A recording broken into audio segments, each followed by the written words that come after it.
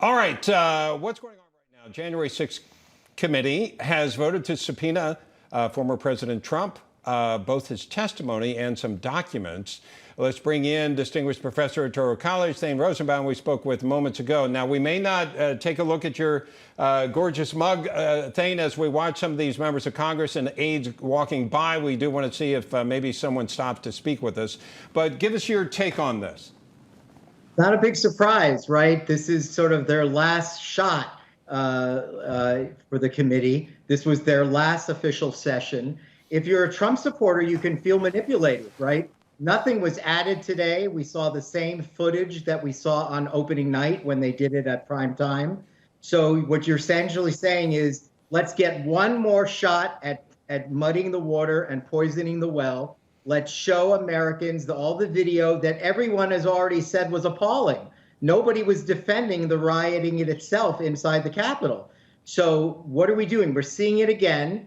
And although we don't know what the evidence is, it's so unclear that there's a direct causal link between what happened at the Capitol and anything that the president actually did.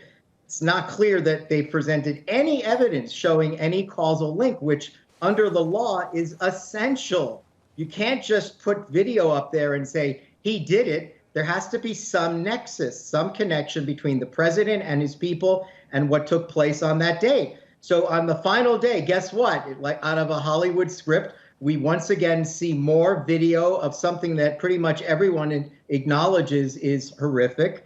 And then we say, oh, guess what? We're now going to subpoena the president as if to send the message he's responsible. We don't even know if we would indict him, but at least now let's get a subpoena. But then, as I said before, for what purpose?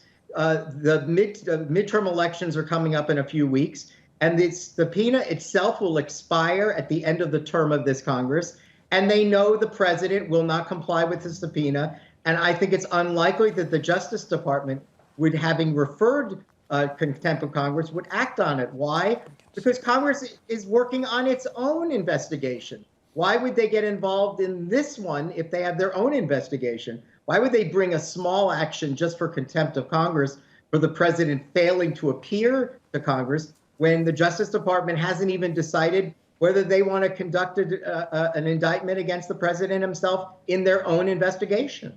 All right, Thane Rosenbaum, as you said, political theater, to quote you. Thanks so much for bringing it down for us. So you're going to stay with us? Awesome, fantastic. And here to discuss along with us, radio talk show host Simon Conway and